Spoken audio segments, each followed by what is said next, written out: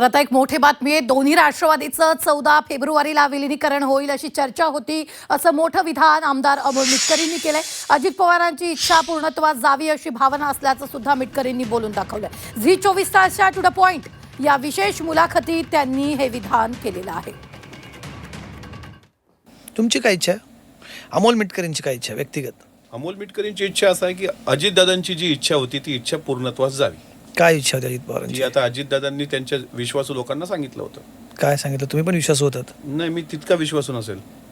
त्यांची एक parliamentary board असते किंवा त्यांची तुमची माहिती काय? चला तुमच्याकडे नसेल बोलले, तुमची माहिती काय? आम्ही ऑफ द रेकॉर्ड दादांना बऱ्याचदा विचारलं.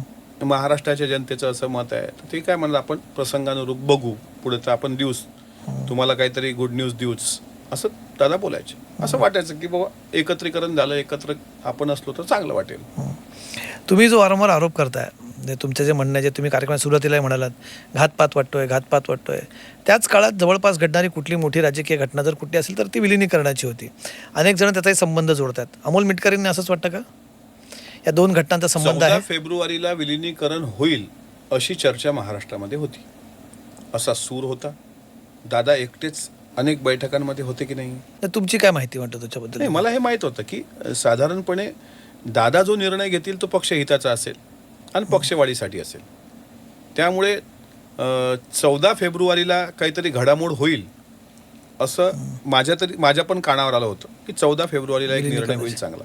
या दोन्ही घटना तुम्हाला माझं म्हणणं होतं की पहिले 9 फेब्रुवारीचं होतं, पण 9 फेब्रुवारीला सुप्रिया त्यांच्या मुलीच्या जो साक्षगंध किंवा ते लग्न जुळले रेवतींचं, त्या संदर्भात दादाच घोषणा करणार होते आणि 14 तारखेला मग या संदर्भातली अधिकृत घोषणा होईल असं मला कळलं होतं.